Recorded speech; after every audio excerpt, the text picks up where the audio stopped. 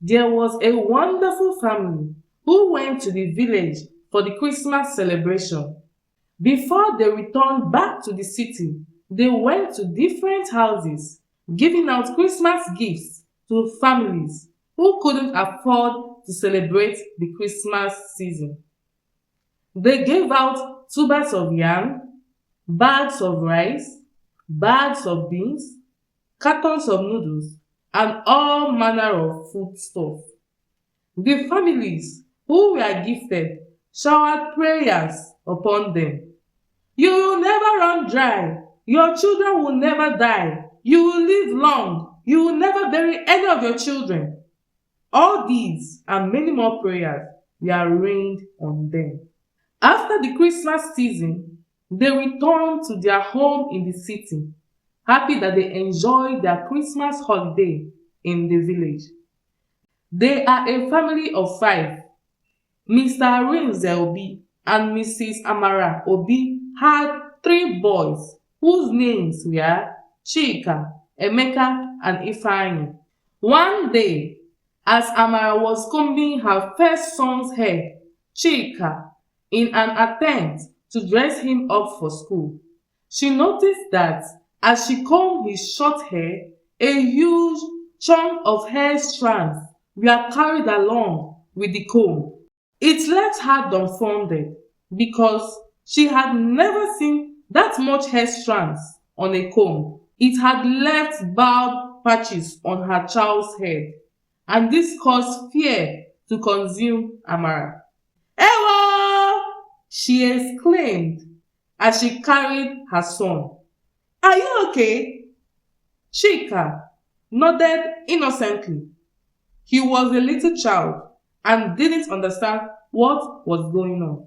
Amara carried little Chika to the bedroom where she saw her husband dressing up for work. Honey, something is wrong with Chika, oh, she said, panicking tremendously. What happened to him? Arinze asked, his eyes widening. See! Amara showed Arinze the huge chunk of hair that had been uprooted from Chika's head. Hey!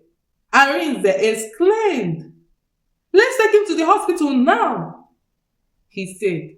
They left their two other children with their nanny and rushed Chika to the hospital.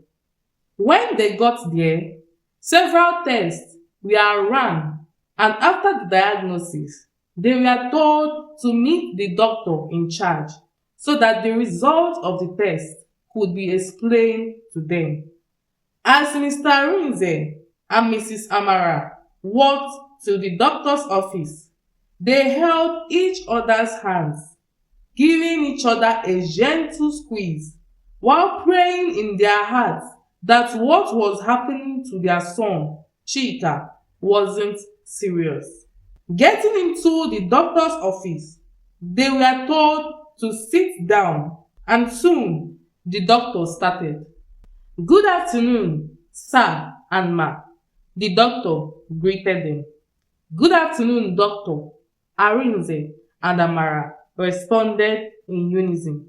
Here is the result, Arinze said, handing several documents that revealed the test results from the numerous scans that were run for their son over the past 1 week.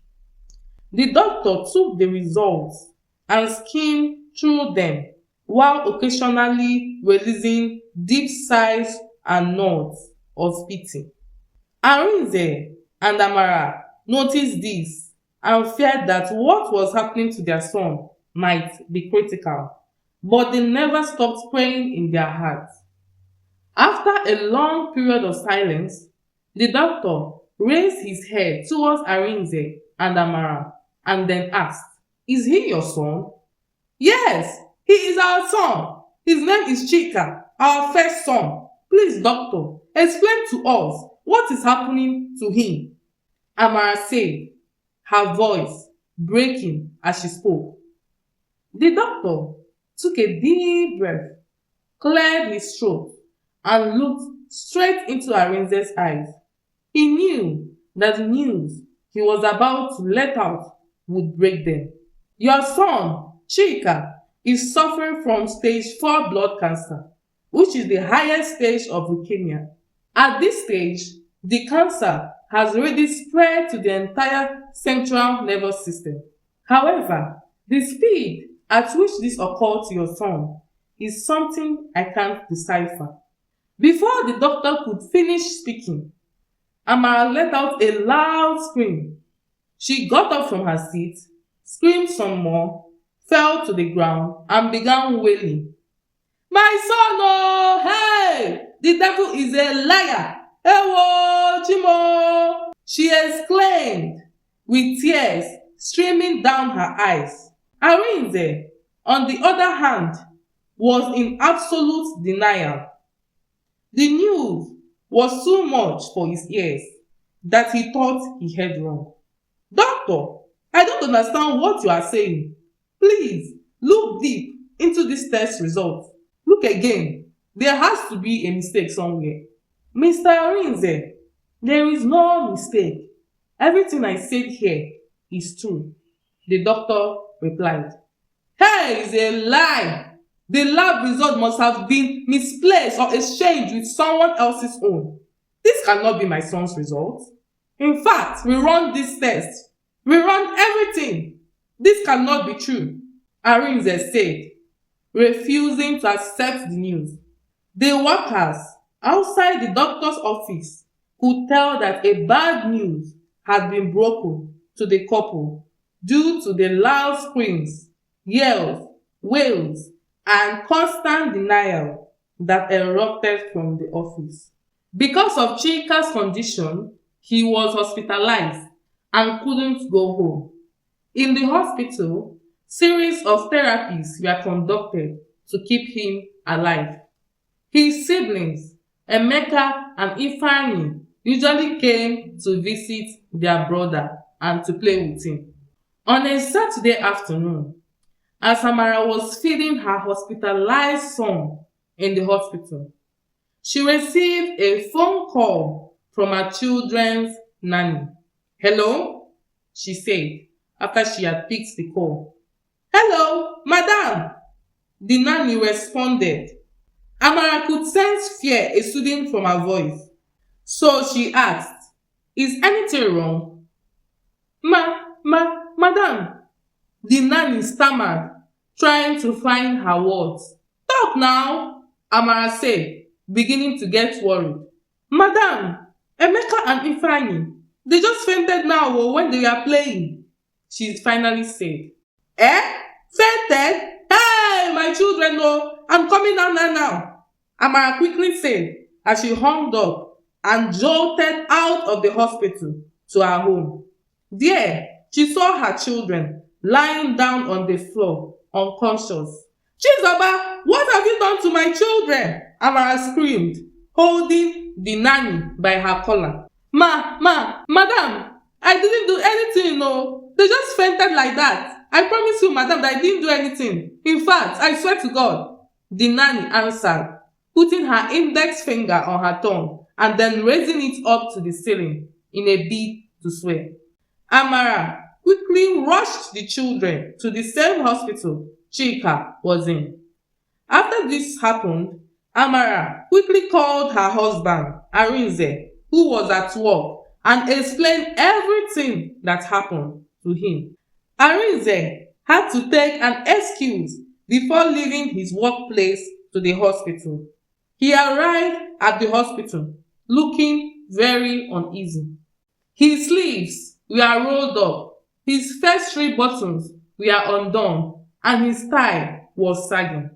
Please tell me what you said over the phone is a prank, oh?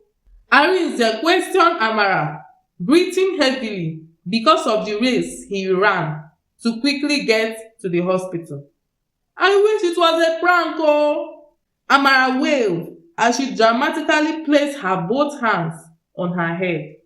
Wait, calm down. It's just a faint. Nothing will happen to them. The way you were saying it through the phone, someone would think that they died, Arinze said, hoping he was right, while pacing around the hospital room they were in. Soon, Arinze and Amara were called to the doctor's office to be told the source of their children's fainting. It was then that it was revealed to them that their children, Emeka and Ifeanyi, had fallen into a coma. Jesus Christ! Amara screamed while beginning to pray on the spot. You demonic spirit of diseases, I cast you away from the body of my children. The news made her to suddenly start praying. Arinze, on the other hand, was stiff. He sat still, processing the information. In the midst of his wife's prayers, he asked the doctor, Please, doctor, they will wake up today, right? Because I don't understand though. Is it not just fainting? I fainted when I was in primary 2. How can someone just faint and enter coma? No now, doctor. You sef, think about it. There must have been an issue that occurred during the diagnosis. So, Biko, check again. The doctor stood from his seat, walked up to Arinze, and began patting his back in a bid to console him. He knew that Arinze was battling with grief. He also knew that he was still in the first stage of grief, which is denial. Wait, oh, doctor, why are you patting me? Do I look like somebody that is mourning? Doctor, see, stop that thing, oh. In fact, how can you people be doctors and cannot perform your duties very well? Arinze was now boiling in anger. He had finally accepted the situation and had begun to angrily lash out at the doctor. After several hours, Arinze and Amara were calm, sitting on a bench in the hospital hallway. They were deep in thought and could hardly notice anyone who passed them by. Amara, a male voice lauded while tapping her. This was enough to bring both her and Arinze back to reality. David, is this you? Amara's eyes lighting up after seeing the figure that called out her name. Yes, it is me. You look very different. Hope you are fine, David asked. I am fine, oh, we thank God. Amara lied. By the way, meet my husband. She introduced Arinze to David, and they both shook hands. It's nice to meet you, Arinze said. And you too, sir, David replied. After they had exchanged pleasantries, David looked at Amara and sensed that something was wrong. Amara, are you sure that you are okay? Yes, now, I am. Why do you ask? I ask because I can sense something, like a darkness, hovering around you and your husband. Amara chuckled at his statement and said, David, see the way you are sounding like one pastor. David smiled and replied, I am actually a pastor. I and my colleague came to pray for a church member that had been bedridden. After the prayers, I and the others were thirsty, so I had to step out to buy water for us. It was then that I saw you and recognized you immediately. I also called out your name for about 4 times before you finally responded. It was clear that something was bothering you and your husband. Wow, David, is this you? You that used to follow girls around back then in the university. You are now a pastor? Wow, Amara said, marveled. Yes, so I thank God for rescuing me. So, Sister Amara, feel free to share your burden. I'll be willing to help as much as I can, he said. Amara looked at her husband in a bid to ask him if he's okay with her revealing their situation, and he gestured in a way that he was fine with it. Amara then turned back to David and began explaining all that had happened to her children. After she was done, David said, This is not ordinary. Sister Amara, you need to engage yourself in fasting and prayers. I can sense that there is someone behind the scene, orchestrating this for your children. Who? Amara and Arinze asked in unison, both shocked, their eyes had already widened. That is what I don't know yet.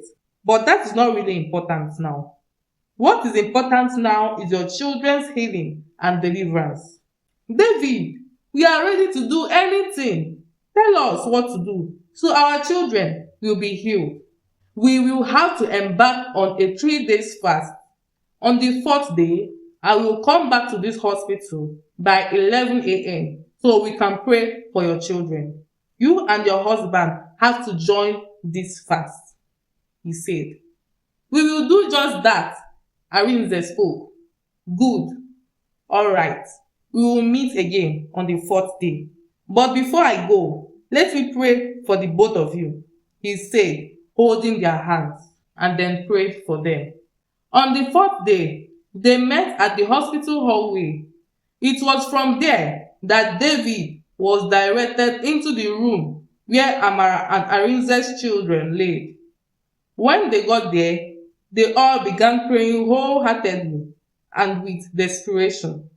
After about an hour of the prayer session, Pastor David stopped, looking at Arinze and then Amara. He said, "The Holy Spirit just revealed something to me. There is someone you met in the village. She's a woman who you were friends with when you were still living in the village, before Arinze came and married you and then took you to the city. It made you lose touch of that friend, but it also caused jealousy and envy to grow in that friend's heart. Her name is Nkiru." He paused. Yes, I know her. I know Nkiru. She even came to our house this Christmas," Amara replied. "Well, she is the one behind everything that is happening to your children. When she visited your house in the village, she used that opportunity to get your children's underwears. She took one of each of them through the help of your nanny, who she had bribed with money to help her. It was with it that she was able to accomplish doing what your children are suffering from. And I was telling her to not allow that woman into our house, so Arinze interjected. Please, David, help us.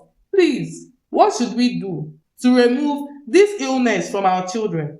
Amara asked, with hands placed dramatically on her head. We will pray, Pastor David responded as they began a second round of intense prayer. He touched the children's head as he prayed until miraculously they regained their health. This caused Amara to leap in joy as she rushed out of the hospital room to call the doctors in charge, shouting, "My sons are healed though! Doctors, come and see what the Lord has done!" Arinze, on the other hand, pulled David in for a hug. The embrace was so tight that David thought he would suffocate. "Thank you very much, Pastor," Arinze appreciated. "No, thank the Lord Jesus. But there is something I would like to say," he said. "Go on," Arinze said, releasing him from the tight hold. It was then that Amara and the doctors sprinted into the room. As the doctors took their positions, examining the children in awe, Arinze called Amara so that together they could hear what the pastor had to say.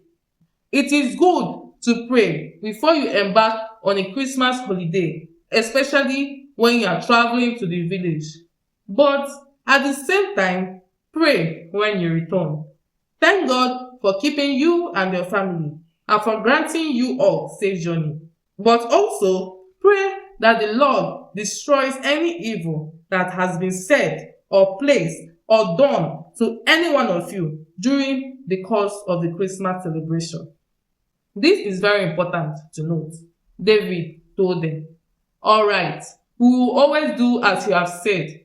Thank God for using you to save our children and our family's well-being. God bless you," Arinze said with a wide smile on his face as he drew David in for another round of tight hug. Amara went to her children happily as she spoke to them, petting them. This is the end of this story. I hope you enjoyed this story. Do let me know what you think about it in the comment section. Also, please support us by subscribing to our channel. Do like our video as well. We would truly appreciate it. Thank you very much for watching and see you in my next story.